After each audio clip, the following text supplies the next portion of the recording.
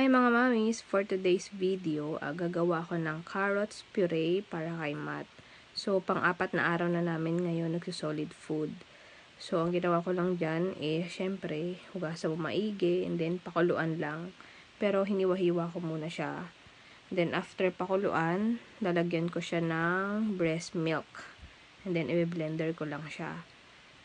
Ayan, ganyan lang. And then, sobrang bilis lang niyang i-prepare. Siyempre, mas masustansya pa. Tapos, medyo mas marami yung breast milk na nilagay ko kasi para mas ganyan yung texture niya. Yan.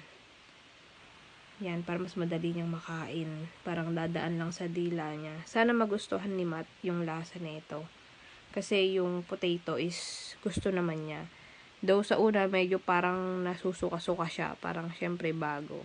Pero, unti-untiin lang. As in, mayat maya. And then, hanggang sa masanay na din siya.